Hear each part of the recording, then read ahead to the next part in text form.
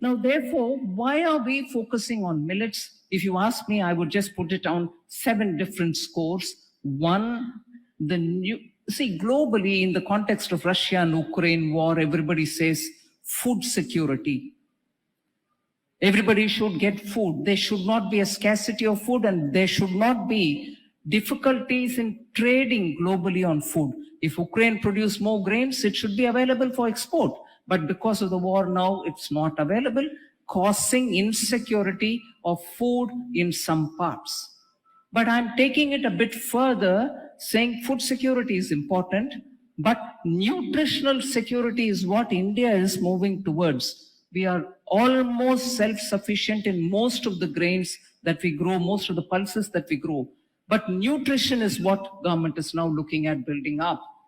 And therefore, coarse grains, everybody did highlight, gluten-free, very rich in fiber, easy to digest, pro-health, and so on. So nutritional security, if it has to be achieved in India, it is only possible by focusing on millets. The next point is, for achieving nutritional security, we have to take a lot of measures. But what does it actually give us? It strongly builds upon the Atmanirbhar Bharat point. We don't need to seek nutritious food from outside. A couple of years ago, we had a fad. People were importing quinoa from somewhere in Latin America. Quinoa is also a coarse grain. It was a high fashion food. We need quinoa because it's good for the health. There are many quinoas in India. They may be called different names, but quinoa they are, or even better. So we need to have Atmanirbharta even in the point of getting good, healthy, nutritious grain grown in India. Third, there is a clear benefit for women in growing coarse grains.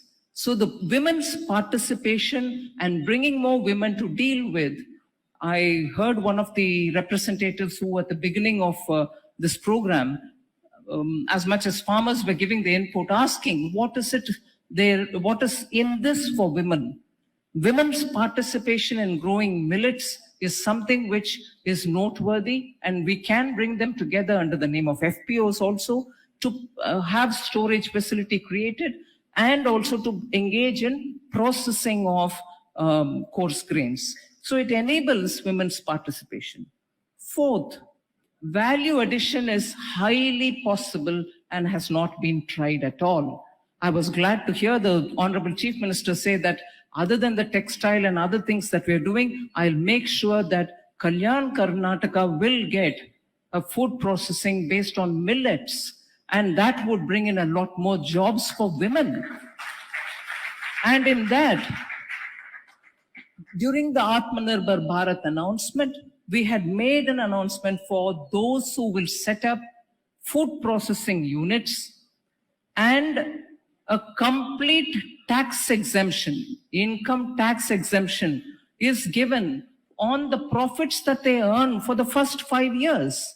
So if you set up a food processing unit, and when you start earning profit out of it, for 5 years, you're given tax exemption.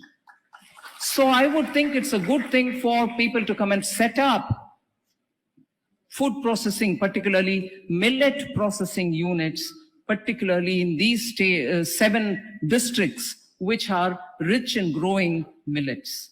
Then it creates more employment. You want jobs. These are the ways in which we can create jobs. Both the center and the state can work well with that idea. Then it involves a lot of startups. I heard quite a few earlier speakers suggest that students who are in this research institution, agricultural university, should also link up with startups to see how their idea or a product of their research can be formulated to become a commercial proposition. So do work together with startups to convert your lab-based idea to become a commercial proposition through the innovations that the startups can bring in. This gives me the opportunity to draw the startups also. They are here. They've been doing a lot of consultation in the last 2 days. So it gives us an opportunity to bring in innovative ways of dealing with millets, cleaning them, processing them, packaging them, storing them, certifying them, and also exporting them, and also promoting it as a brand in the country. Then finally, in climate conscious world today, millets are the one which are going to be helpful because they consume far less water. They can be grown in dry, arid areas, and also for farmers who are not well endowed with irrigation. If there is poor irrigation, millets are your answer. So the 7 different justifiable reasons why the focus should be on millets.